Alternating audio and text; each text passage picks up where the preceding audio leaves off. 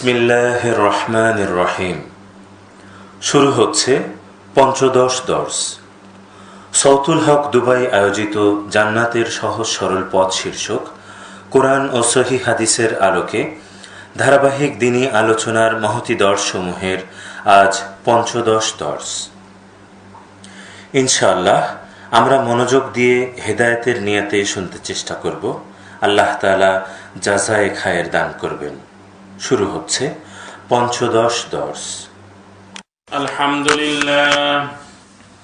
আলহামদুলিল্লাহ ওয়াহদা والصلاة والسلام على من لا نبي بعده ونشهد أن محمدا عبده ورسوله الذي أوتي جوامع الكلم أرسله بالحق بشيرا ونذيرا وداعيا إلى الله بإذنه وسراجا منيرا صدق الله العظيم।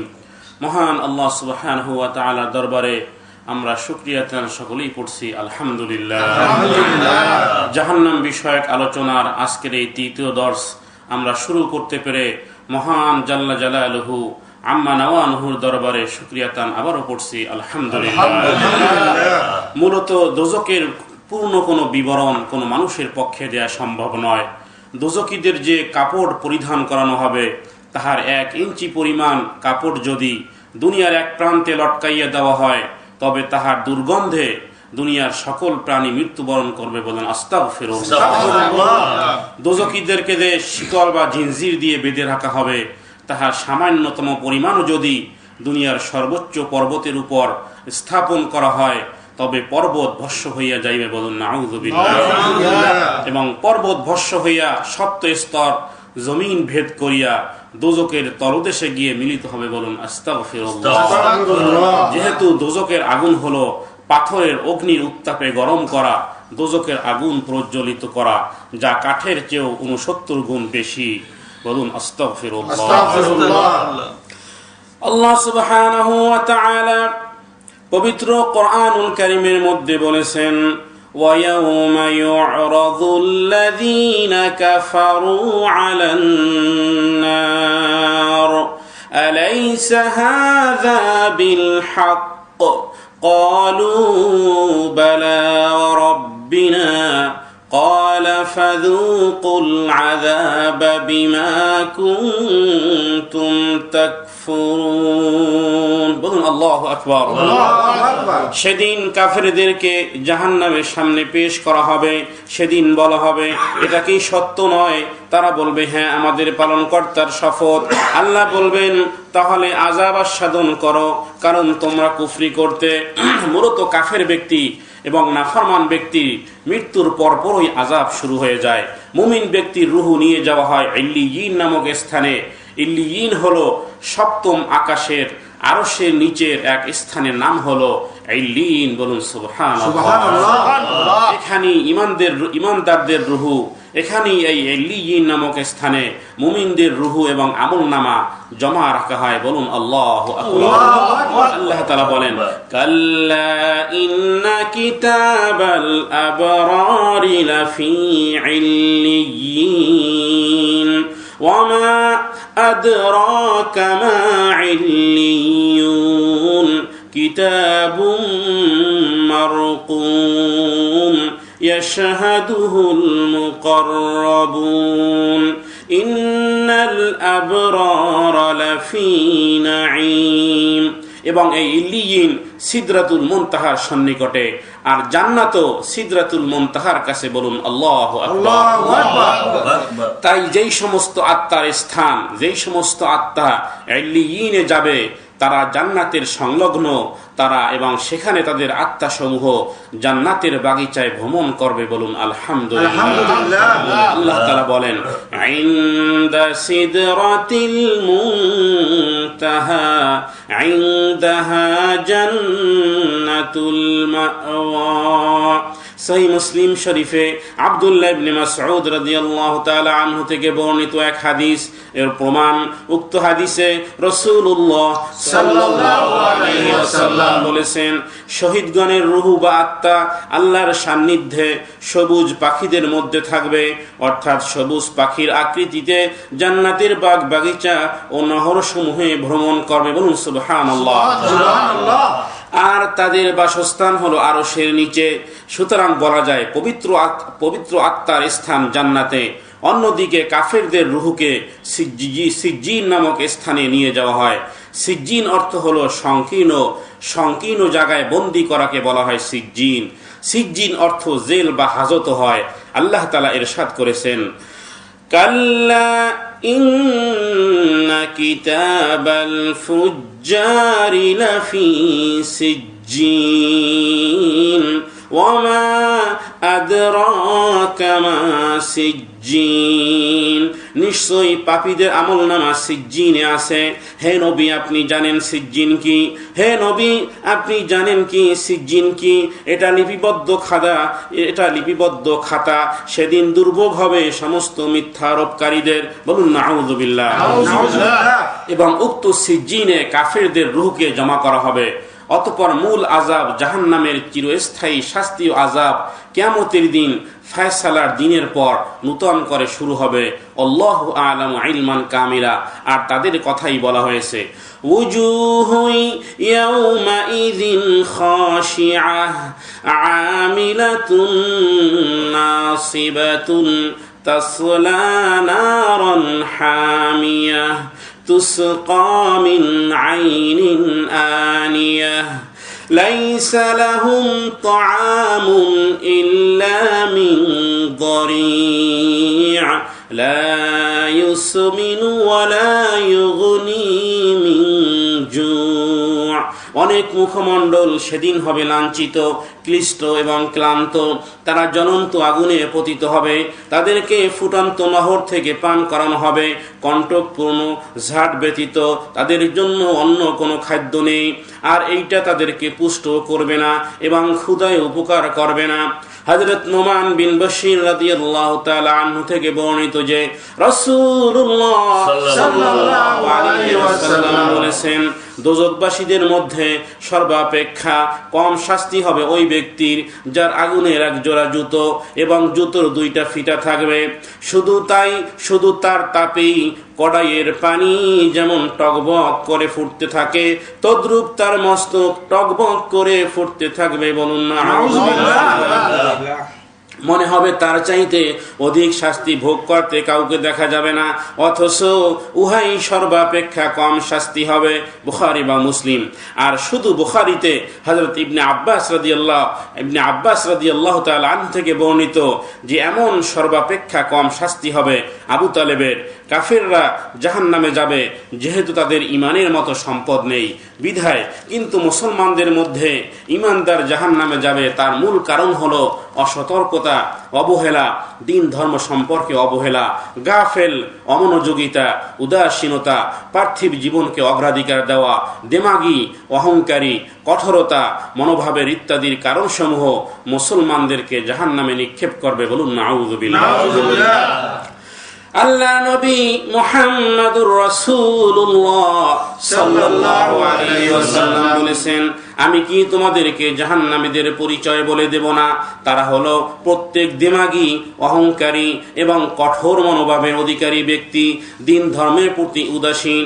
এমন ব্যক্তিও জাহান্নামে নিক্ষিপ্ত হবে। তিরমিজি শরীফের এক হাদিসে রাসূলুল্লাহ সাল্লাল্লাহু আলাইহি ওয়াসাল্লাম বলেছেন, হাসরের ময়দানে কোনো ব্যক্তি ততক্ষণ পর্যন্ত পা নাড়াতে পারবে না যতক্ষণ পর্যন্ত না 5টি প্রশ্নের উত্তর তার কাছ থেকে আদায় করা হয়। অর্থাৎ সর্বপ্রথম প্রত্যেক ব্যক্তির কাছে 5টি প্রশ্নের উত্তর সবাইকে দিতে হবে।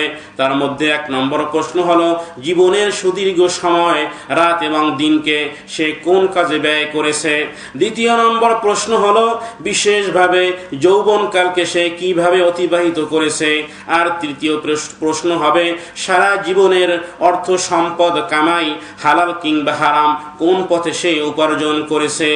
আর চতুর্থ প্রশ্ন হলো তার উপার্জিত ধন সম্পদ সে কোন কাজে জায়েজ কিংবা না জায়েজ কোন পথে ব্যয় করেছে। আর পঞ্চম নম্বরের প্রশ্ন হলো নিজ এলেম অনুযায়ী সে কি আমল করেছে। আল্লাহর নবী সাল্লাল্লাহু আলাইহি ওয়াসাল্লাম বলেছেন উক্ত পাঁচটি প্রশ্নের উত্তর সবাইকে দিতে হবে।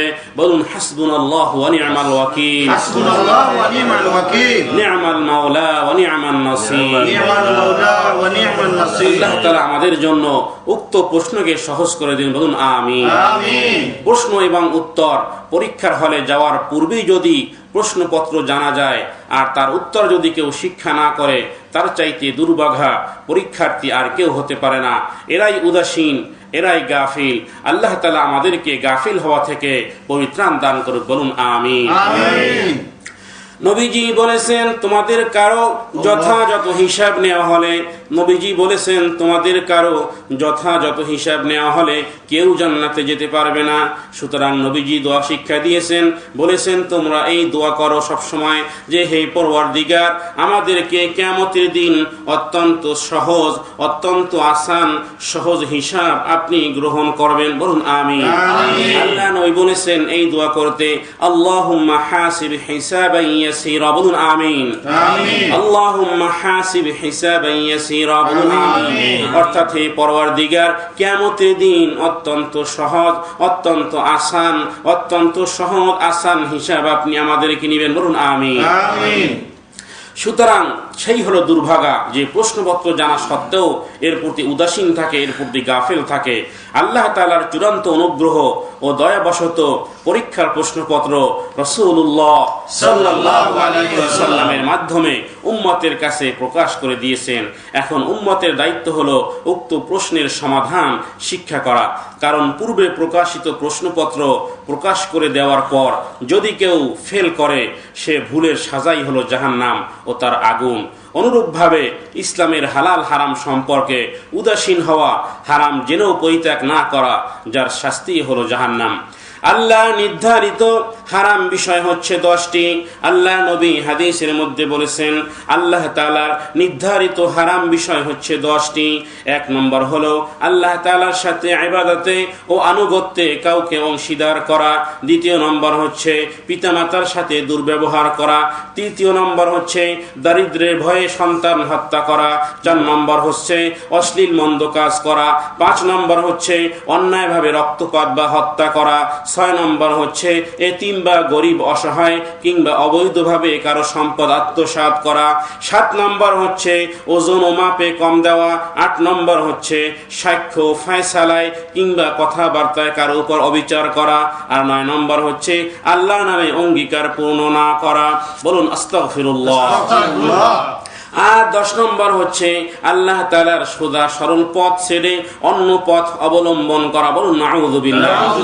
অর্থাৎ পথ এবং মত হলো একটাই, আর তা হলো মুহাম্মাদি পথ, শরীয়তে মুহাম্মাদির পথ। এবং আল্লাহ তাআলা এই কথাই বলেছেন হাযা সিরাতি মুস্তাকিমান ফাত্তাবিউহু। সুতরাং নবীর দেখানো পথের অনুসরণ করলেই জাহান্নাম থেকে নিস্তার পাওয়া যাবে।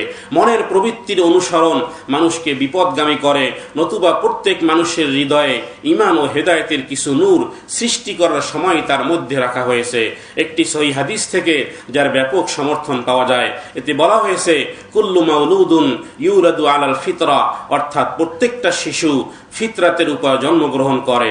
এরপর তার পিতামাতা তাকে ফিতরাতের দাবি থেকে সরিয়ে বিভ্রান্ত পরিচালিত করে। আর এই ফিতরাতের অর্থ হলো ঈমানের হেদায়েত। তবে ঈমানের হেদায়েত পাওয়ার পরও একজন মুমিন ব্যক্তিকে সারাটা জীবন 2 ধরনের শত্রুর বিরুদ্ধে সজাগ থাকতে হয়, কারণ উভয় 2 শত্রুই তাকে জাহান্নামে নিক্ষেপ করার জন্য সদা তৎপর থাকে। এর মধ্যে 1 নম্বর শত্রু হলো নফস, রিপু বা প্রবৃত্তি, আর 2য় শত্রু হলো শয়তান মিনাল জিন্নাতি ওয়ান নাস। সহিহ মুসলিম শরীফে হযরত জাবের ইবনে আব্দুল্লাহ রাদিয়াল্লাহু তাআলা আনহু থেকে বর্ণিত যে রাসূলুল্লাহ সাল্লাল্লাহু আলাইহি ওয়াসাল্লাম বলেছেন শয়তান সব কাজে সর্বাবস্থায় তোমাদের কাছে আসে এবং সব কাজে অন্তরকে পাপ কর্মে পরিচালিত করে। এবং কোরআনুল কারীমে শয়তানের প্ররোচনা থেকে আশ্রয় প্রার্থনার জন্য দোয়া শিক্ষা দেওয়া হয়েছে। বলা হয়েছে, হে নবী আপনি বলুন, ওয়াকুর রব্বি আউযু বিকা মিন হামাযাতিশ শায়াতিন ওয়া আউযু বিকা রব্বি আন ইয়াহযুরুন।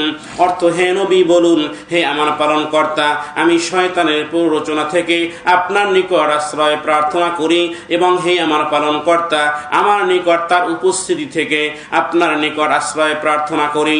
সুতরাং কোনো মুমিন ব্যক্তি কখনোই গাফেল হতে পারে না। এখানে পবিত্র কোরআনুল কারীমের মধ্যে শয়তান থেকে আশ্রয় প্রার্থনা করা হয়েছে এবং শয়তান থেকে আশ্রয় প্রার্থনার পূর্বে অর্থাৎ কোরআন তেলাওয়াতের পূর্বে আমরা যে আউযু বিল্লাহি মিনাশ শাইতানির রাজিম বলি, এইটাই হচ্ছে আসলে মূলত আল্লাহর কাছে শয়তান থেকে পানাহ চাওয়ার এক উত্তম ঘোষণা। আসুন সবাই আমার সাথে বলুন, আউযু বিল্লাহি মিনাশ শাইতানির রাজিম। সুতরাং এই ধরনের শয়তান থেকে আল্লাহর কাছে পানাহ চাইতে হবে এবং মুমিন ব্যক্তি কখনোই গাফেল হতে পারে না। সদা সর্বদা তাকে সতর্ক থাকতে হয়, না জানি শয়তান জাহান্নামের দিকে ঠেলে দেয়।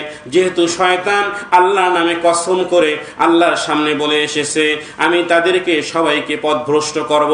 আল্লাহর ইজ্জতের কসম করে শয়তান এসেছে আল্লাহর কাছ থেকে।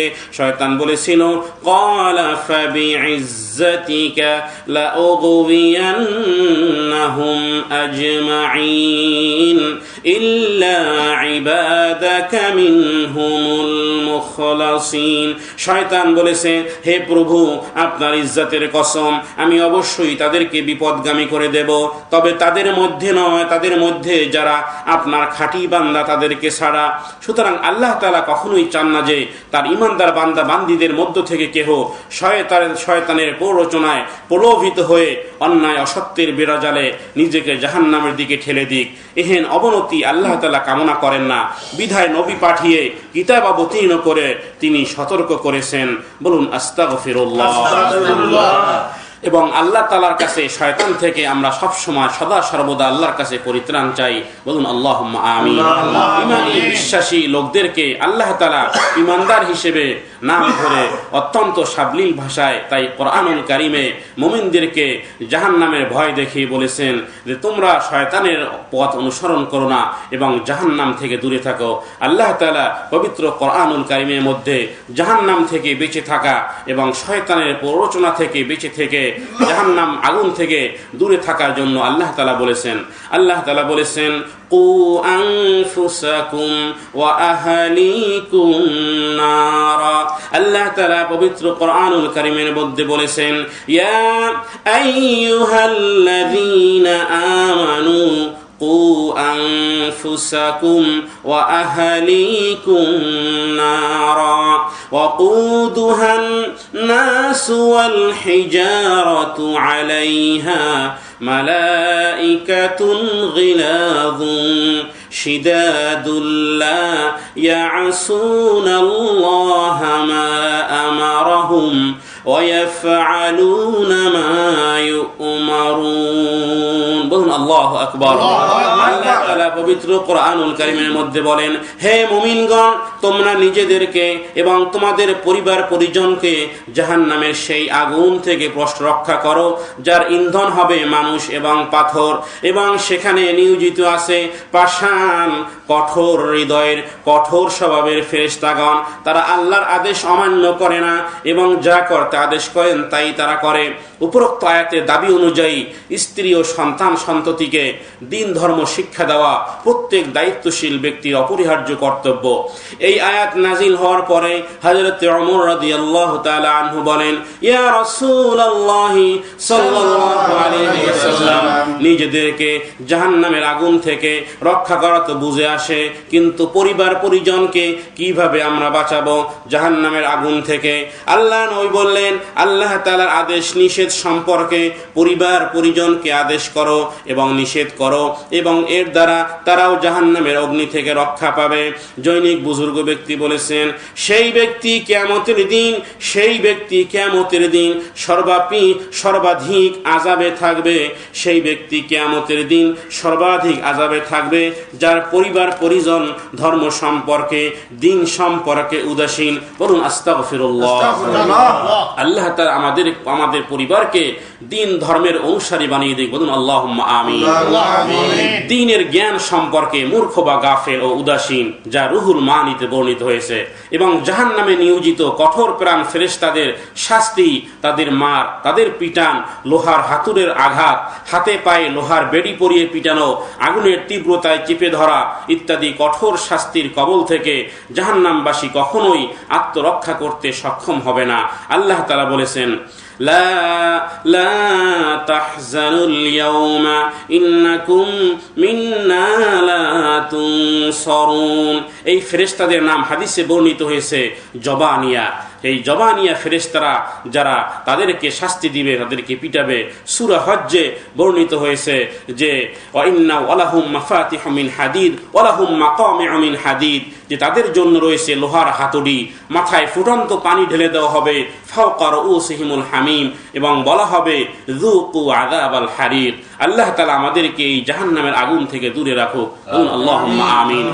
সুতরাং আপন স্ত্রী পুত্র কন্যাদেরকে নামাজ রোজা পর্দা পুশিদায় আদেশ করা, বাধ্য করা মুমিন ব্যক্তির কর্তব্য।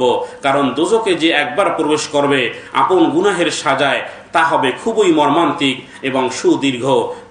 তার প্রমাণ হলো মুসনাদে বাজ্জারে হযরত আব্দুল্লাহ ইবনে ওমর রাদিয়াল্লাহু তাআলা আনহু থেকে বর্ণিত একখানা হাদিসে যার সমর্থন পাওয়া যায় যে রাসূলুল্লাহ সাল্লাল্লাহু আলাইহি ওয়াসাল্লাম বলেছেন, তোমাদের মধ্যে যাকে গুনাহের সাজায় জাহান্নামে নিক্ষেপ করা হবে, তাকে কয়েক হুকবা জাহান্নামে অবস্থান না করা পর্যন্ত বের করা হবে না। বলুন নাউযুবিল্লাহ। আর এক হুকবা হলো 80 বৎসরের কিছু বেশি, এবং 1 বৎসর তোমাদের বর্তমান হিসাব অনুযায়ী 360 দিনের হবে। মাযহারিতে আল্লাহ বলেন, ইন্না জাহান্নামা কানাত মিরসাদা লিত্তাগিনা মাআবাল লাবিসিনা ফিহা আহকাবা। নিশ্চয়ই জাহান্নাম প্রতীক্ষায় থাকবে সীমা লঙ্ঘনকারীদের জন্য, সীমা লঙ্ঘনকারীদের আশ্রয়স্থল রূপে। আর তারা সেখানে থাকবে আহকাবা, অর্থাৎ শতাব্দী পর শতাব্দী অবস্থান করবে। শতাব্দী পর শতাব্দী অবস্থান করবে। হুকবার বহুবচনকে আহকাবা বলা হয়। তাহলে এক হুকবা যদি হয় 80 বৎসর, আর আহকাবা কত কোটি বৎসর হবে। এই সুদীর্ঘ সময় জাহান্নামে থাকতে হবে। ইবনে জরির হযরত আলী রাদিয়াল্লাহু তাআলা আনহু থেকে বর্ণনা করেছেন যে এক হুকবাতে যে 80 বৎসর বলা হয়েছে, যার প্রত্যেক বৎসর হবে 12 মাসের, এবং প্রত্যেক মাস হবে 30 দিনের, এবং প্রত্যেক দিনের লম্বাই দীর্ঘায়িত হবে। দীর্ঘায়িত এই সময়ের এই দুনিয়ার সময়ের 1000 বৎসরের সমান। বলুন নাউযুবিল্লাহ। এক হুকবাতে যে 80 বৎসর বলা হয়েছে, যার প্রত্যেক বৎসর হবে 12 মাসের, এবং প্রত্যেক মাস 30 দিনের, এবং প্রত্যেক দিনের লম্বাই দীর্ঘায়িত এর সময় 1000 বৎসরের সমান। আর এভাবে করে প্রায় 2,88,00,000 বৎসর, 2,88,00,000 বৎসর এক হুকবা হয়। বলুন আস্তাগফিরুল্লাহ। বলুন নাউযুবিল্লাহ।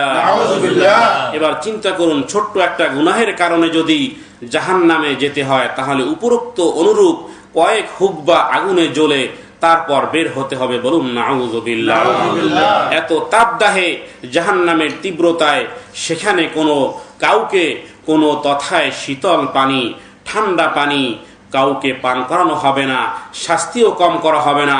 জবানিয়া নামক ফেরেশতারা তাদেরকে শাস্তি দিতেই থাকবে। এইরকম কয়েক হুকবা জ্বলতে হবে জাহান্নামের মধ্যে। লাবিসিনা ফিহা আহকাবা। বলুন নাউযুবিল্লাহ। আল্লাহ তাআলা বলেন লা ইয়াযুকুনা ফিহা বারদান ওয়ালা শারাবা, জাহান্নামে পানীয় বলতে আছে ফুটন্ত গরম পানি এবং গলিত পুজ বা রক্ত, ইল্লা হামিমা ওয়া গাসসাকা, যা তাদেরকে পান করতে দেওয়া হবে। কেন? এই জন্য জাযাআও ওয়াফাকা, পরিপূর্ণ প্রতিফল হিসেবে গুনাহের সাদা স্বরূপ দেওয়া হবে। আর আল্লাহ তাআলা জাহান্নামে নিযুক্ত সমস্ত ফেরেশতাদেরকে কঠোর প্রকৃতি, শক্ত হৃদয় এবং দেখতে অর্থাৎ চেহারাতেই আছে ভীষণ ভয়ঙ্কর ও পাষাণের ছাপ। চেহারা দেখলেই যেন রুহু উড়ে যায় এমন ভয়ঙ্কর আকৃতি, কালো বিকট বিভৎস প্রকৃতির হবে তারা। আর এটা এই জন্য যে জাহান্নামবাসীর উপর আযাব ও কষ্টের মারহালাকে আরো বেশি গুণ বাড়িয়ে শাস্তির মাত্রাকে তীব্র করাই উদ্দেশ্য থাকবে। বলুন নাউযুবিল্লাহ। আর আগুনকে প্রজ্বলিত রাখতে, জাহান্নামের তদারকি করতে ফেরেশতাদের বড় দারোগা সে আরো বেশি কদাকার। দোজখের জেল দারোগার নাম হলো মালিক, দোজখের জেল দারোগার নাম হলো মালিক, যাকে আল্লাহর নবী স্বপ্নযোগে দর্শন করেছিলেন। বলুন আল্লাহু আকবার। সহিহ বুখারী শরীফে সামুরা ইবনে জুনদুব রাদিয়াল্লাহু তাআলা আনহু থেকে বর্ণিত এক দীর্ঘ হাদিসে রাসূলুল্লাহ সাল্লাল্লাহু আলাইহি ওয়াসাল্লাম বলেছেন, একদিন ফজরের নামাজের পরে তার স্বপ্নের কথা, আল্লাহর নবী স্বপ্নের কথা বর্ণনা করেন, যার মধ্যে কিছু জাহান্নামবাসীর কষ্ট ও আযাবের ধরনের কথা উল্লেখ করেছেন। বর্ণনাকারী সাহাবী দীর্ঘ সূত্রে বর্ণনা করেছেন যে রাসূলুল্লাহ সাল্লাল্লাহু আলাইহি ওয়াসাল্লাম তিনি যা দেখেছেন এবং যে শাস্তি প্রত্যক্ষ করেছেন এবং কোন গুনাহের দরুন কি শাস্তি দেওয়া হচ্ছে তার সংক্ষেপ বর্ণনা হলো, আল্লাহ নবীজি দেখেছেন এক ব্যক্তি চিত হয়ে শুয়ে আছে আর ফেরেশতারা তার মাথায় সজোরে পাথর নিক্ষেপ করতেছে। বলুন নাউযুবিল্লাহ। পাথরের আঘাতে শুয়ে থাকা ব্যক্তির মাথা থেতলে যাচ্ছে, পাথরটি পুনরায় আনতে পুনরায় উক্ত ব্যক্তির মাথা ঠিক হয়ে যাচ্ছে এবং শাস্তি বারংবার লাগাতার চলতেছে। বলুন আস্তাগফিরুল্লাহ।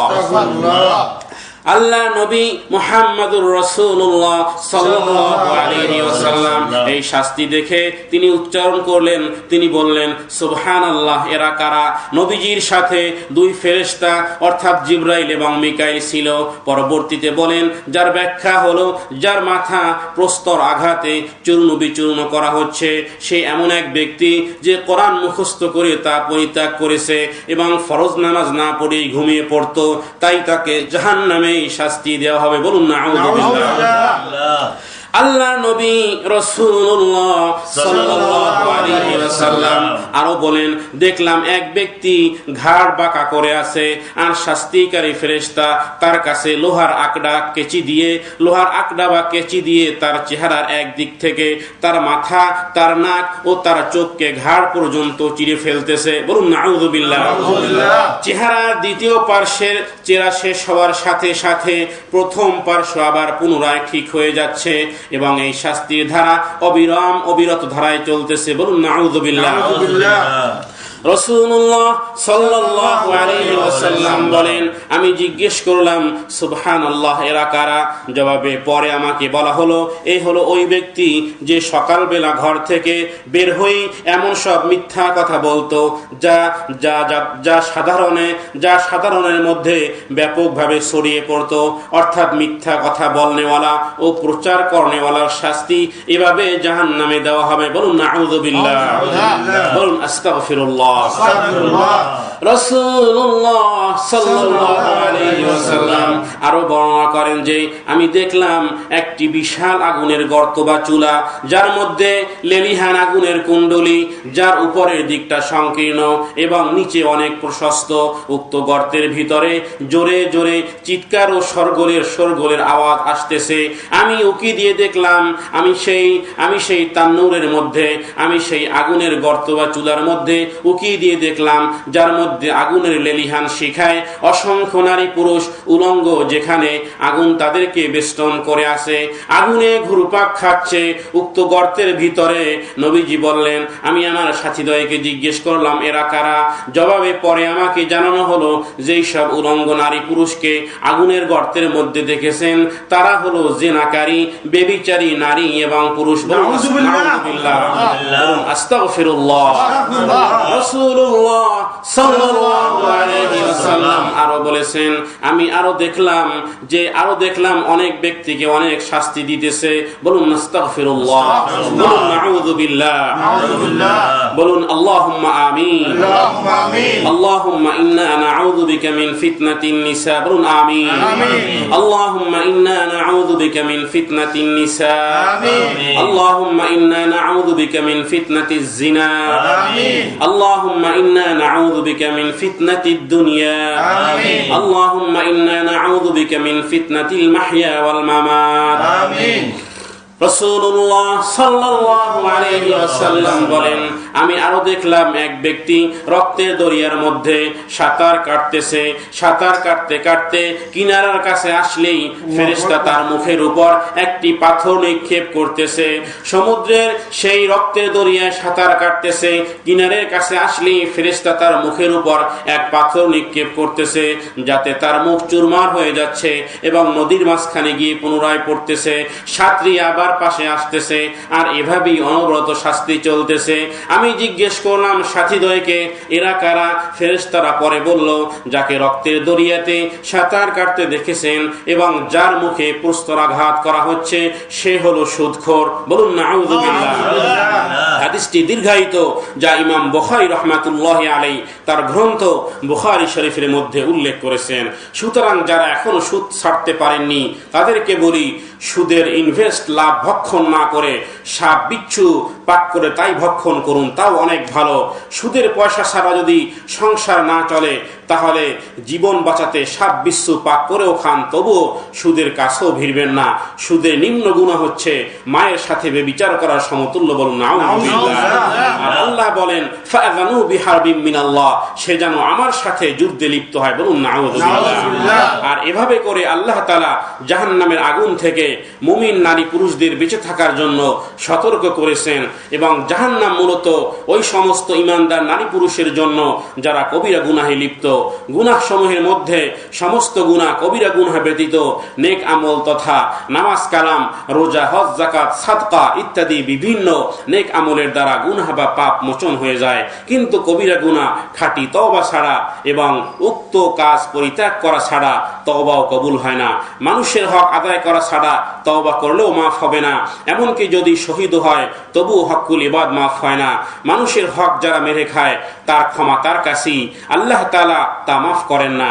এই প্রসঙ্গে জাহান্নামে যাওয়ার মূল কারণ কবিরা বা বড় গুনাহ, যে সমস্ত কাজ কবিরা গুনাহ এক নজরে তার বর্ণনা হলো, অর্থাৎ যা করলে জাহান্নামে যেতে হবে।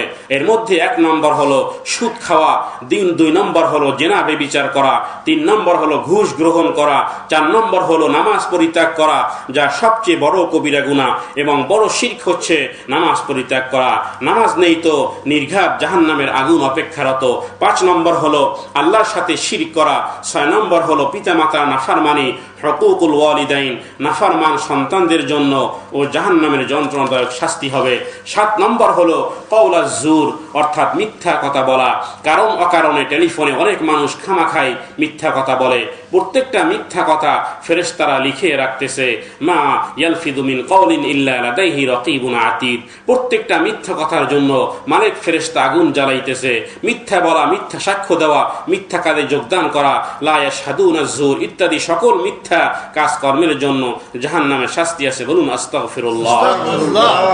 8 নম্বর হলো কতলান নাফস, অর্থাৎ অবৈধ অন্যায় রক্তপাত, মানুষ হত্যা করা। হত্যাকারী ব্যক্তি জাহান্নামে কাবিলের সাথে থাকবে। 9 নম্বর হলো অন্যায়ভাবে এতিমের মাল ভক্ষণ করা, যাকে হাদিসে আগুন ভক্ষণের সাথে তুলনা করা হয়েছে। বলুন নাউযু বিল্লাহ। এবং 10 নম্বর হলো প্রতিবেশীকে কষ্ট দেওয়া, কারণ হাদিসের মধ্যে এসেছে লা ইয়াদখুলুল জান্নাতা, সে জান্নাতে প্রবেশ করবে না যে তার প্রতিবেশীকে কষ্ট দেয়। মান লা ইয়ামানু জারুহু বাওয়াইকাহু, রাওয়াহু মুসলিম। 11 নম্বর হলো হারাম ভক্ষণকারী, হারাম সম্পদ উপার্জনকারী। হাদিসের মধ্যে এসেছে লা ইয়াদখুলুল জান্নাতা লাহমুন নাবাতা মিনাস সুহতি, জান্নাতে প্রবেশ করবে না যেই শরীরের গোশত হারাম ভক্ষণ দ্বারা হৃষ্টপুষ্ট হয়েছে, অর্থাৎ সেও জাহান্নামে যাবে। জান্নাতে না যাওয়া মানেই হচ্ছে জাহান্নামে যাওয়া। 12 নম্বর হলো আত্মীয়তার সম্পর্ক ছিন্ন করা। সম্পর্ক ছিন্নকারী ব্যক্তি জাহান্নামের গভীর তলদেশে থাকবে। বলুন নাউযু বিল্লাহ। সহিহ মুসলিম শরীফে বর্ণিত হয়েছে লা ইয়াদখুলুল জান্নাতা কাতিউ রাহিম, আত্মীয়তার সম্পর্ক ছিন্নকারী ব্যক্তি জান্নাতে প্রবেশ করবে না, জাহান্নামই তার ঠিকানা। বলুন নাউযু বিল্লাহ। 13 নম্বর হলো চুগলখড়ি করা, দুমুখী নীতি অবলম্বনকারীও জাহান্নামে যাবে। এখানের কথা নিয়ে ওইখানে লাগায়, কথা দিয়ে ঝগড়া বাজায় পরস্পরের মধ্যে, যাকে চুগলখোর বলা হয়। মুসলিম শরীফের হাদিসে এসেছে লা ইয়াদখুলুল জান্নাতা নাম্মাম, চুগলখোরও জাহান্নামে যাবে। বলুন নাউযু বিল্লাহ। হাদিসের মধ্যে এসেছে যেই সব গুনাহের শাস্তি আল্লাহ তাআলা ইহকালে দিবেন এবং পরকালেও দিবেন, তা হচ্ছে আত্মীয়তার সম্পর্ক ছিন্ন করা এবং অন্যটি হলো মানুষকে নিপীড়ন করা। এবং ওই উক্ত দুইটি গুনাহের শাস্তি অর্থাৎ ডবল করে দেওয়া হবে, দুনিয়াতেও দেওয়া হবে, আখিরাতেও দেওয়া হবে। বলুন আস্তাগফিরুল্লাহ। 14 নম্বর হলো জুলুম করা, কারো উপর জুলুম করা। হাদিসের মধ্যে এসেছে ইত্তাকুয যুলমা ফাইন্নায যুলমা যুলুমাতুন ইয়াওমাল কিয়ামা, অর্থ হলো যে তোমরা জুলুম থেকে বেঁচে থাকো, কেননা জুলুম কিয়ামতের দিন অন্ধকারে রূপান্তরিত হবে। আর জুলুম হচ্ছে অন্ধকার, অন্ধকার মানে হচ্ছে জাহান্নাম, যার রূপক অর্থ অন্ধকার। 15 নম্বর হলো অহংকার করা, যা শয়তানের জন্য কাল হয়ে দাঁড়িয়েছে। আজাজিল শয়তানে পরিণত হয়েছে। অহংকারী, দেমাগী, মুতাকাব্বির, দাম্ভিক প্রকৃতির লোক জাহান্নামে প্রবেশ করবে। হাদিসের মধ্যে এসেছে লা ইয়াদখুলুল জান্নাতা মান কানা ফি কলবিহি মিসকালা যাররাতিন মিন কিবার, রাওয়াহু মুসলিম। জান্নাতে প্রবেশ করবে না যার অন্তরে সরিষা পরিমাণও অহংকার বিদ্যমান থাকবে, তার স্থান হবে জাহান্নামে। বলুন নাউযু বিল্লাহ।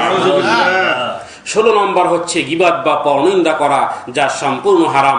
রাসূলুল্লাহ সাল্লাল্লাহু আলাইহি ওয়াসাল্লাম বলেছেন আল গীবাতু আশাদ্দু মিনাজ জিনা, গীবত করা ব্যভিচারের চাইতেও মারাত্মক গুনাহ।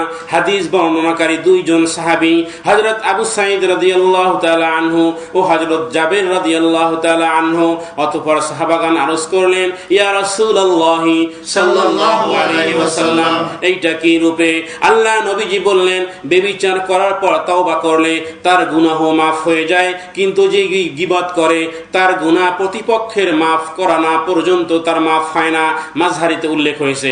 আল্লাহ তাআলা ইরশাদ করেছেন কোরআনুল কারীমের মধ্যে, ইয়া আইয়ুহাল্লাযীনা আমানু জতানিবু কাসীরাম মিনায-যন্নি ইন্না বা'দায-যন্নি ইসমু ওয়া লা তাজাসসু ওয়া লা ইয়াগতাব বা'দুকুম বা'দা আইয়ুহিব্বু আহাদুকুম আন ইয়াকুলা লাহমা আখিহি মাইতান ফাকারিহতুমু। হে মুমিনগণ, তোমরা মানুষের প্রতি ধারণা থেকে বেঁচে থাকো, এবং নিশ্চয়ই কতক ধারণা আছে যা গুনাহ, এবং কারো গোপনীয় বিষয় অনুসন্ধান করো না। তোমাদের কেউ যেন কারো পশ্চাতে নিন্দা না করে। আচ্ছা, তোমাদের কেউ কি তার মৃত্যু ভাইয়ের গোশত ভক্ষণ করা পছন্দ করবে? আচ্ছা, তোমাদের কেউ কি তার মৃত্যু ভাইয়ের গোশত ভক্ষণ করা পছন্দ করবে? বস্তুত তোমরা তা ঘৃণাই করো। সুতরাং আল্লাহ কে ভয় করো। হযরত হাসান ইবনে মালিক রাদিয়াল্লাহু তাআলা আনহু থেকে বর্ণিত যে শবে মিরাজের এক হাদিসে রাসূলুল্লাহ সাল্লাল্লাহু আলাইহি ওয়াসাল্লাম বলেছেন, আমাকে এমন এক সম্প্রদায়ের কাছে নিয়ে যাওয়া হলো যাদের হাতে বড় বড় তামার শক্ত তামার নখ ছিল, এবং উক্ত বড় বড় নখ দিয়ে তাদের মুখমণ্ডল ও দেহের গোশত আশ্রাইতেছিল। আমি জিবরাইলকে জিজ্ঞেস করলাম, এরা কারা? তিনি বললেন, এরা তাদের ভাইয়ের গীবত করত এবং তাদের ইজ্জত হানি করত। সুতরাং জাহান্নামে যাওয়ার কারণ সমূহের মধ্যেও এটি একটু কারণ। বলুন নাউযু বিল্লাহ, আস্তাগফিরুল্লাহ। গীবত বা পরনিন্দা থেকে আল্লাহ তাআলা আমাদের সবাইকে হেফাজত করুন। বলুন আমিন। 17 নম্বর এবং 18 নম্বর হলো সিনফানি মিন আহলিন নারি লাম আরাহুমা, অর্থাৎ আল্লাহ নবী সাল্লাল্লাহু আলাইহি ওয়াসাল্লাম বলেছেন, দোজখের দুটি শ্রেণী আমি পৃথিবীতে দেখে যেতে পারিনি। দোজখীদের দুটি শ্রেণী আমি যা পৃথিবীতে দেখে যেতে পারিনি। একটি শ্রেণী হচ্ছে এমন শাসক বা এমন নেতা যার হাতে লাঠি থাকে মানুষকে পিটানোর জন্য, পশুকে পিটানো নেয় যার হাতে লাঠি দিয়ে মানুষকে শাসায় এবং প্রহার করে।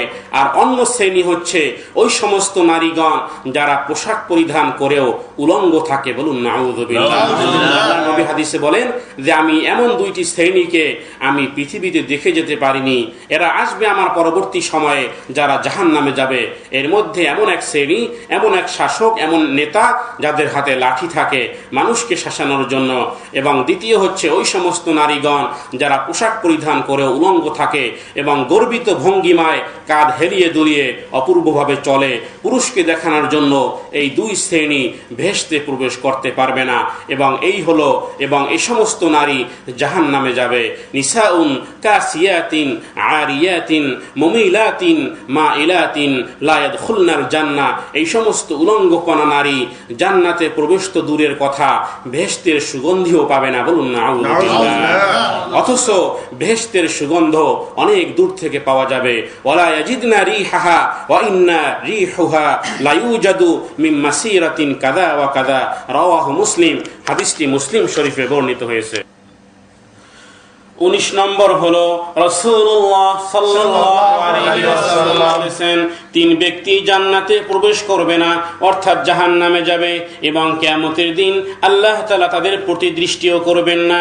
ওয়ালা ইয়ানজুরুল্লাহু ইলাইহিম ইয়াওমাল কিয়ামা। বলুন আল্লাহু আকবার। আল্লাহু আকবার। ব্যক্তি হলো আল আকুল ওয়ালিদাই, আর দ্বিতীয় ব্যক্তি হচ্ছে আল মারআতুল মুতারাজ্জিলাতুল মুতাশাব্বিহাতু, আর তৃতীয় ব্যক্তি হলো দায়ুস। আল্লাহর নবী মুহাম্মাদুর রাসূলুল্লাহ সাল্লাল্লাহু আলাইহি ওয়াসাল্লাম বলেছেন, দায়ুস কখনো বেহেশতে যাবে না। সাহাবীগণ জিজ্ঞেস করলেন দায়ুসকে? আল্লাহর নবী সাল্লাল্লাহু আলাইহি ওয়াসাল্লাম বললেন, দায়ুস হলো ওই ব্যক্তি যে লক্ষ্য রাখে না যে তার বাড়িতে কে আসলো আর কে গেল। অন্য এক হাদিসে এসেছে দায়ুস হলো ওই ব্যক্তি যে তার স্ত্রীকে বেপরদাভাবে রাখে, অর্থাৎ পর্দাহীনভাবে বাহিরে বের হতে দেয়। বলুন নাউযুবিল্লাহ। আস্তাগফিরুল্লাহ। একজন মহিলার সাথে আত্মীয়তার সম্পর্কের মধ্যে 20 জন মাহরাম আত্মীয়দের সাথে দেখা সাক্ষাৎ বা সামনে যাওয়া জায়েজ। অনুরূপভাবে আত্মীয়দের মধ্যেই গায়রে মুহাররম 17 জনের সাথে একজন নারী দেখা সাক্ষাৎ করা বা সামনে যাওয়া জায়েজ নয়। যাই হোক, যাদের অন্তরে আল্লাহ পাকের ভয় আছে, কবরের ভয়, হাসরের ময়দানের চিন্তা, দোজখের আগুনের ভয় যারা রাখে তাদের জন্যই নসিহাত। যাদের অন্তরে রাসূলের মহব্বত আছে সেই সমস্ত লোকই নসিহত গ্রহণ করে, অন্তর থেকে মেনে নেয়। যারা উদাসীন, গাফিল, দাম্ভিক, অহংকারী, তারা এগুলো শুনে হাসির খোরাক বানায় এবং দিন ধর্মের কথা শুনে যারা হাসি উড়ায়, উপহাস করে, তারাও জাহান্নামী। আল্লাহ তাআলা ইরশাদ করেছেন, ইন্নাল্লাযীনা আজরামু কানু মিনাল্লাযীনা আমানু ইয়াদহাকুন। যারা অপরাধী তারা মুমিনদের উপর হাসি উড়ায়, উপহাস করে, চোখ টিপে ইশারা করে। আমি ফেরেশতাদের দিন, আমি কিয়ামতের দিন এই উপহাস ফেরত দেব। আল্লাহ বলেন, আমি কিয়ামতের দিন এই অপরাধীদের এই উপহাস ফেরত দেব। সেদিন মুমিনগণ অপরাধীদের উপর উপহাস করবে, যা মুমিনগণ সিংহাসনে বসে অবলোকন করবে। সূরা মুতাফফিফিন। বন্ধুগণ, এবার আসুন জাহান্নাম থেকে বাঁচার জন্য এবং জান্নাতে প্রবেশের জন্য কোরআনুল কারিমে স্বয়ং আল্লাহ জাল্লা জালালুহু যে সমস্ত কাজ করতে বলেছেন, অর্থাৎ প্রভু আদেশ করেছেন এবং যেগুলো করলে জাহান্নাম থেকে মুক্তি মিলবে, কোরআনে বর্ণিত সেই সমস্ত করণীয় ও বর্জনীয় ভালোভাবে জেনে নেই, গভীর মনোযোগ দিয়ে শুনে নেই, যাতে করে কিয়ামতের দিন আমলনামা ডান হাতে পেয়ে বিদ্যুৎ গতিতে কিয়ামতের দিন আমলনামা ডান হাতে পেয়ে বিদ্যুৎ গতিতে পুলসিরাত পার হয়ে আল্লাহর সন্তুষ্টির জান্নাতে হাসতে হাসতে প্রবেশ করতে পারি। বলুন আলহামদুলিল্লাহ। এর মধ্যে কোরআনে বর্ণিত করণীয় বিষয়, এর মধ্যে কোরআনে বর্ণিত করণীয় বিষয় হলো 50টি। আমি সংক্ষেপে শুধুমাত্র উল্লেখ করতেছি। এর মধ্যে 1 নম্বর হলো আল্লাহর প্রতি ঈমান আনা, যা সূরা আল ইমরানের 114 নম্বর আয়াতে বর্ণিত হয়েছে। দ্বিতীয় হচ্ছে গায়বে ঈমান আনা, যা সূরা বাকারার 3 নম্বর আয়াত। আখিরাতের 3 নম্বর হলো আখিরাতের প্রতি ঈমান আনা, যা ইমরানের 114 নম্বর আয়াত। চতুর্থ হচ্ছে যা নবীদের প্রতি নাজিল করা হয়েছে তাতে ঈমান রাখা বা ঈমান করা, যা সূরা বাকারার 4 নম্বর আয়াত। এরপরে 5 নম্বর হচ্ছে আল্লাহর অভিমুখী হওয়া ও তার কাছে আত্মসমর্পণ করা, যা সূরা জামারের 54 নম্বর আয়াতে বর্ণিত হয়েছে। 6 নম্বর হলো আল্লাহর উপর ভরসা করা, যা সূরা আশ-শুআরার 36 নম্বর আয়াতে বর্ণিত হয়েছে। আল্লাহর নৈকট্য লাভের উপায় অন্বেষণ করা, যা সূরা মায়েদার 35 নম্বর আয়াতে বর্ণিত হয়েছে। 8 নম্বর হলো আল্লাহর রঙে নিজেকে রাঙানো, যা সূরা বাকারার 138 নম্বর আয়াতে বর্ণিত হয়েছে। 9 নম্বর হলো আল্লাহ ও তার রাসূলের আনুগত্য করা, যা সূরা তাগাবুনের 12 নম্বর আয়াতে বর্ণিত হয়েছে। এবং 10 নম্বর হচ্ছে আল্লাহর কাছে তওবা করা, যা সূরা তাহরিমের 8 নম্বর আয়াতে বর্ণিত হয়েছে। 11 নম্বর হলো কোনো সংকল্প করলে আল্লাহর উপর নির্ভর করবে, যা সূরা ইমরানের 159 নম্বর আয়াতে বর্ণিত হয়েছে। 12 নম্বর হলো কোমল হৃদয় হবে, যা সূরা ইমরানের 159 নম্বর আয়াত। এবং 13 নম্বর হলো সৎকর্ম ও তাকওয়ার ব্যাপারে সহযোগিতা করবে, যা সূরা মায়েদার 2 নম্বর আয়াতে বর্ণিত হয়েছে। 14 নম্বর হলো ধৈর্য ও সালাতের মাধ্যমে আল্লাহর সাহায্য প্রার্থনা করবে, যা সূরা বাকারার 45 নম্বর আয়াতে বর্ণিত হয়েছে।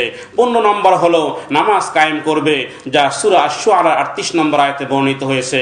16 নম্বর হলো পরামর্শ করে কাজ করবে, যা সূরা আশ-শুআরার 38 নম্বর আয়াতে বর্ণিত হয়েছে। 17 নম্বর হলো ভালো দিয়ে মন্দের প্রতিকার করবে, যা সূরা মুমিনুনের 96 নম্বর আয়াতে বর্ণিত হয়েছে। 18 নম্বর হলো নিজের সম্পদ থেকে দান করবে, যা সূরা মুমিনুনের 3 নম্বর আয়াতে বর্ণিত হয়েছে। 19 নম্বর হলো অন্তরের কার্পণ্য থেকে মুক্ত থাকবে, যা সূরা তাগাবুনের 16 নম্বর আয়াতে বর্ণিত হয়েছে। 20 নম্বর হলো আত্মশুদ্ধি অর্জন করবে, যা সূরা নূরের 81 নম্বর আয়াতে 21 নম্বর আয়াতে উল্লেখ করা হয়েছে। 21 নম্বর হলো মৃত্যু ব্যয়ী হবে, যা সূরা বনী ইসরাঈলের 29 নম্বর আয়াতে বর্ণিত হয়েছে। 22 নম্বর হলো আল্লাহর স্মরণে রাত্রি জাগরণ করবে, যা সূরা মুজাম্মিলের 6 নম্বর আয়াতে বর্ণিত হয়েছে। 23 নম্বর হলো গুরুতর পাপ ও অশ্লীল কর্ম থেকে বেঁচে থাকবে, যা সূরা আশ-শুআরার 42 নম্বর 37 নম্বর আয়াতে বর্ণিত হয়েছে। 24 নম্বর হলো আমানত প্রত্যাপন করবে, যা সূরা নিসার 58 নম্বর আয়াতে বর্ণিত হয়েছে। 25 নম্বর হলো একে অপরকে সত্য ধৈর্যের উপদেশ দিবে, যা সূরা আসরের 3 নম্বর আয়াতে বর্ণিত হয়েছে। 26 নম্বর হলো মাতা পিতার প্রতি সদ্য ব্যবহার করবে, যা সূরা আনকাবুতের 8 নম্বর আয়াতে বর্ণিত হয়েছে। 27 নম্বর হলো ন্যায্য কথা বলবে, যা সূরা আনআমের 152 নম্বর আয়াতে বর্ণিত হয়েছে। 28 নম্বর হলো প্রতিশ্রুতি পালন করবে, যা সূরা বনী ইসরাঈলের 34 নম্বর আয়াতে বর্ণিত হয়েছে। 29 নম্বর হলো মাপে এবং ওজনে পুরোপুরি দিবে, যা সূরা আনআমের 142 নম্বর আয়াতে বর্ণিত হয়েছে।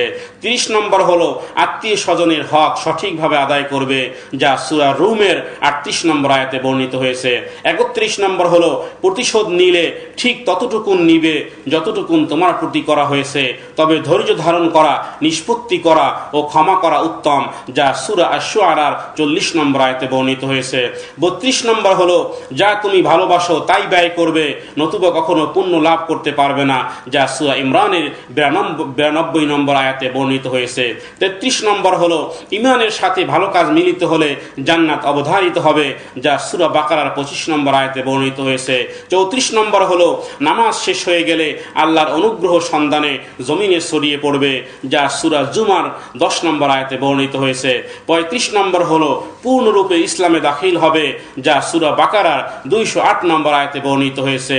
36 নম্বর হলো অবিচলিতভাবে নিজের পরিবারবর্গকে নামাজের আদেশ দিবে, যা সূরা তাহার 132 নম্বর আয়াতে বর্ণিত হয়েছে। 36 নম্বর হলো আদিষ্ট কর্ম সম্পাদনে স্থির ও দৃঢ় প্রত্যয় হবে, যা সূরা হুদের 112 নম্বর আয়াতে বর্ণিত হয়েছে। 38 নম্বর বর্ণিত হয়েছে মুমিনরা পরস্পর ভাই ভাই সুলভ আচরণ করবে, যা সূরা হুজরাতের 10 নম্বর আয়াতে বর্ণিত হয়েছে। 39 নম্বর হলো সচ্ছল কি অসচ্ছল সর্ব অবস্থায় আল্লাহর পথে ব্যয় করবে, যা সূরা ইমরানের 134 নম্বর আয়াতে বর্ণিত হয়েছে। 40 নম্বর হলো ক্রোধকে রাগকে সবসময় সংবরণ করবে, যা সূরা ইমরানের 134 নম্বর আয়াতে বর্ণিত হয়েছে। 41 নম্বর হলো লোকদেরকে ক্ষমা করবে, যা সূরা ইমরানের 134 নম্বর আয়াতে বর্ণিত হয়েছে। 42 নম্বর হলো যেরূপ তোমাকে অভিবাদন করা হয় তদাপেক্ষা উত্তম অভিবাদন করবে, যা সূরা নিসার 86 নম্বর আয়াতে বর্ণিত হয়েছে। 43 নম্বর হলো কারো গৃহে প্রবেশের পূর্বে অনুমতি নিবে, এবং অনুমতি এখানে শুধু সালাম দিলেই হবে, যা সূরা আন-নূরের 27 নম্বর এবং 29 নম্বর আয়াতে বর্ণিত হয়েছে। 44 নম্বর হলো ফজরের নামাজের পূর্বে, দুপুরের বিশ্রামের সময় এবং এশার নামাজের পরে তোমাদের কক্ষে প্রবেশের জন্য তোমাদের দাস দাসীরা এবং তোমাদের মধ্যে যারা বয়সপ্রাপ্ত তারা তোমাদের কাছ থেকে অনুমতি নিবে, যা সূরা নূরের 58 নম্বর আয়াতে বর্ণিত হয়েছে। 45 নম্বর হলো মজলিসের আদব রক্ষা করবে, যা সূরা মুজাদালার 11 নম্বর আয়াতে বর্ণিত হয়েছে। 46 নম্বর হলো ভোজনের আদব তোমরা রক্ষা করবে, যা সূরা আহজাবের 53 নম্বর আয়াতে বর্ণিত হয়েছে। 47 নম্বর হলো সংলাপ ও কথোপকথনের আদাব রক্ষা করবে, যা সূরা হুজরাতের 1 থেকে 5 নম্বর আয়াতে বর্ণিত হয়েছে। এবং 48 নম্বর হলো সঠিক সাক্ষ্য সবসময় প্রদান করবে, যা সূরা বাকারার 282 নম্বর আয়াতে বর্ণিত হয়েছে। 49 নম্বর হলো সর্বদা কৃতজ্ঞ থাকবে, যা সূরা ইব্রাহিমের 7 নম্বর আয়াতে বর্ণিত হয়েছে। এবং 50 নম্বর হলো মানুষ শুধু তার পরিশ্রমের ফল পায়, যা সূরা নাজমের 39 নম্বর আয়াত হয়েছে। উপরোক্ত 50টি বিষয় হলো আল্লাহর পক্ষ থেকে আদেশ, যা করণীয়, যা করার কথা আল্লাহ তাআলা স্বয়ং কোরআনুল কারীমের মধ্যে বিভিন্ন জায়গাতে তার বান্দাদেরকে করতে বলেছেন, আদেশ করতে বলেছেন। অনুরূপভাবে আল্লাহ তাআলা কোরআনুল কারীমের মধ্যে কিছু বর্জনীয় বিষয় উল্লেখ করেছেন। তার মধ্যে 34টি নম্বর হলো বর্জনীয় বড়। আল্লাহর সাথে 1 নম্বর হলো আল্লাহর সঙ্গে কাউকে শরীক করবে না, যা সূরা আরাফের 151 নম্বর আয়াতে বর্ণিত হয়েছে। 2 নম্বর হলো বর্জনীয় মধ্যে আল্লাহ তার রাসূলের কখনোই বিরোধিতা করবে না, যা সূরা মুজাদালার 5 থেকে 20 নম্বর আয়াতে বর্ণিত হয়েছে। 3 নম্বর হলো কখনো অপব্যয় করবে না, যা সূরা বনী ইসরাঈলের 26 এবং 27 নম্বরে বর্ণিত হয়েছে। 4 নম্বর হলো দরিদ্রের ভয়ে নিজের সন্তানকে হত্যা করবে না, যা বনী ইসরাঈলের 31 নম্বর আয়াতে বর্ণিত হয়েছে। 5 নম্বর হলো বেবিচার অথবা জেনা বেবিচারের কাছেও যাবে না, যা সূরা বনী ইসরাঈলের 32 নম্বর আয়াতে বর্ণিত হয়েছে। 6 নম্বর হলো এতিমের মাল আত্মসাৎ করবে না, যা সূরা বনী ইসরাঈলের 34 নম্বর আয়াতে বর্ণিত হয়েছে। 7 নম্বর হলো যে বিষয়ে তোমার জ্ঞান নেই তার অনুসরণ করবে না, সূরা বনী ইসরাঈলের 36 নম্বর আয়াতে বর্ণিত হয়েছে। 8 নম্বর হলো দম্ভ ভরে অহংকারের সাথে ভূপৃষ্ঠে বিচরণ করবে না, যা সূরা বনী ইসরাঈলের 37 নম্বর আয়াতে বর্ণিত হয়েছে। 9 নম্বর হলো কখনো মন্দ কথা প্রচার করে বেড়াবে না, যা সূরা নিসার 148 নম্বর আয়াতে বর্ণিত হয়েছে। 10 নম্বর হলো যা প্রকাশ পেলে কষ্ট পাবে তা জানতে চাইবে না, যা সূরা বনী ইসরাঈলের 111 যা সূরা নিসার 101 নম্বর আয়াতে বর্ণিত হয়েছে।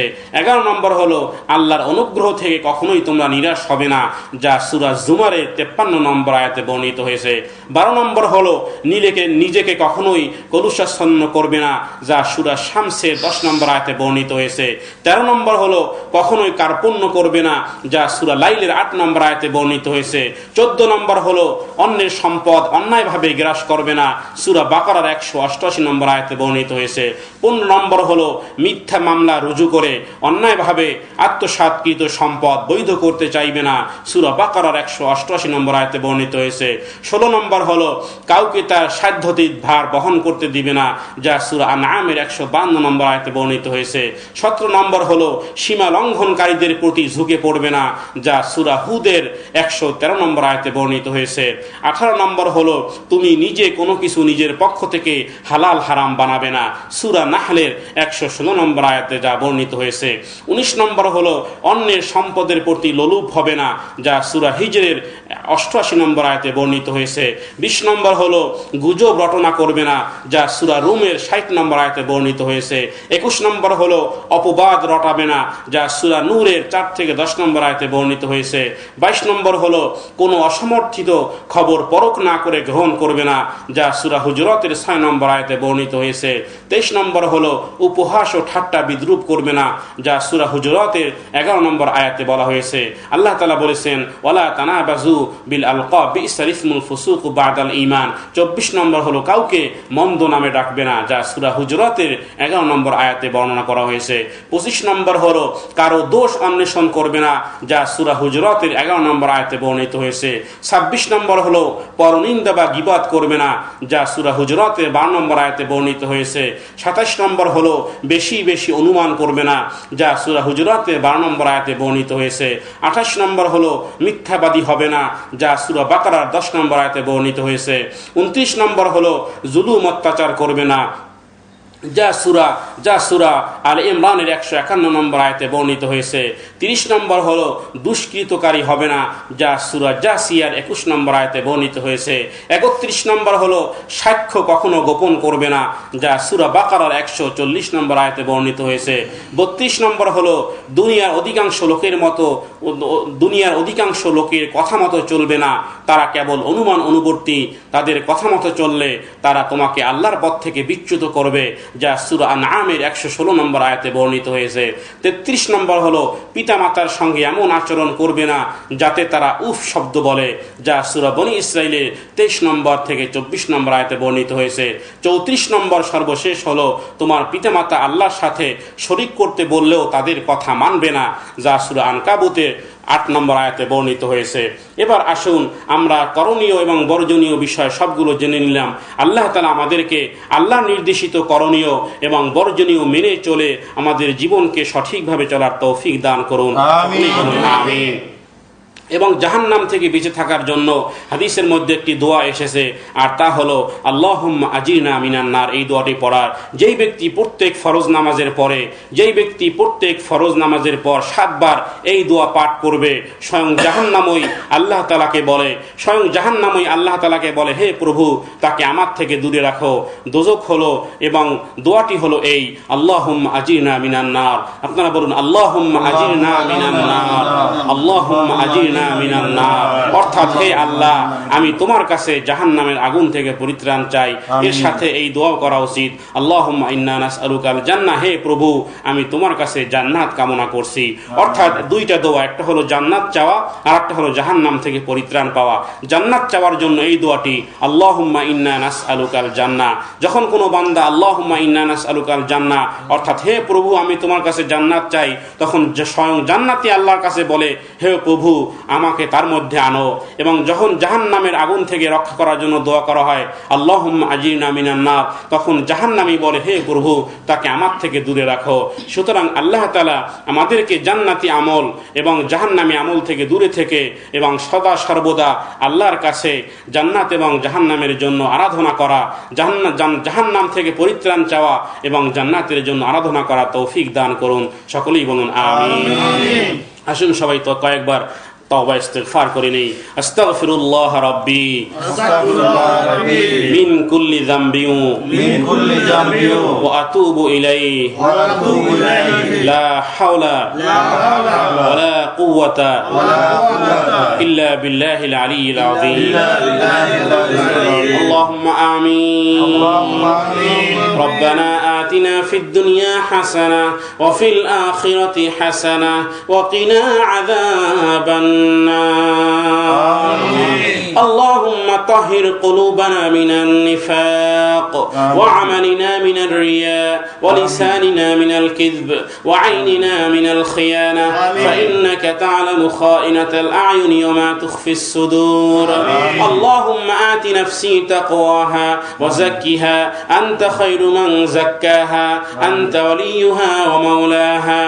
اللهم زدنا ولا تنقصنا وأكرمنا ولا تهنا وأعطنا ولا تحرمنا وآثرنا ولا تؤثر علينا وأرضنا وأرض عنا وأرضنا وأرض عنا وأرضنا وأرض عنا اللهم لا مانع لما أعطيت ولا معطي لما منعت ولا ينفع ذا الجد منك الجد اللهم إنا نعوذ بك من علم لا ينفع ومن قلب لا يخشع ومن نفس لا تشبع ومن دعوة لا يستجاب لها لا إله إلا الله العظيم الحليم لا إله إلا الله رب العرش العظيم لا إله إلا الله رب السماوات والأرض العرش الكريم نصر من الله وفتح قريب وبشر المؤمنين حسبنا الله ونعم الوكيل نعم المولى ونعم النصير سبحان الله وبحمده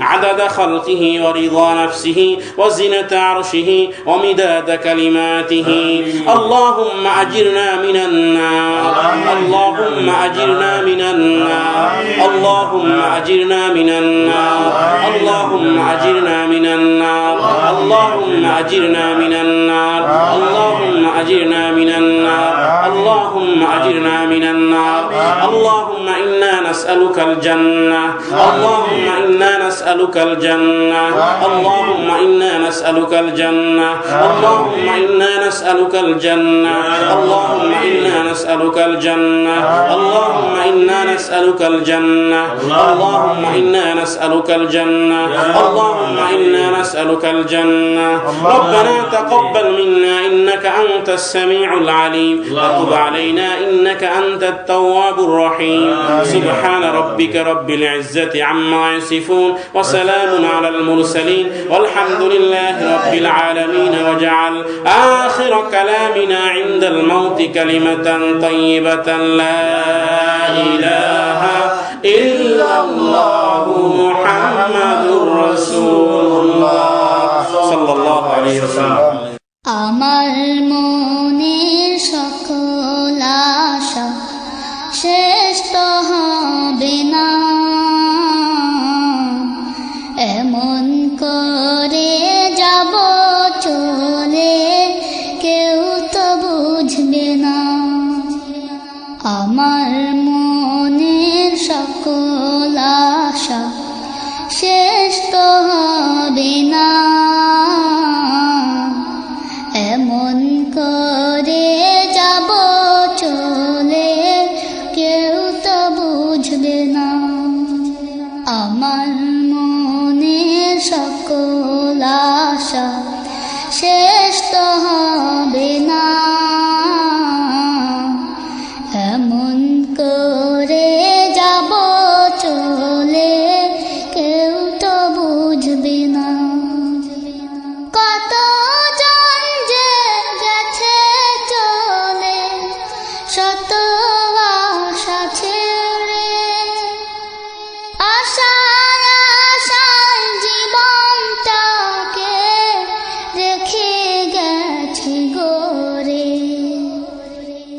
কত জন যে গেছে চলে শত আশা ছেড়ে আশায় আশায় জীবনটাকে রেখে গেছে গড়ে মরণ নামের প্রলয় থেকে মুক্তি পাবে না এমন করে যাব চলে কেউ তো বুঝবে না আমার মনের সকল আশা শেষ তো হবে না এমন করে যাব চলে কেউ তো বুঝবে না আমার মনের সকল আশা শেষ তো হবে না এমন করে যাব চলে কেউ তো বুঝবে না দালান কোঠা বাড়ি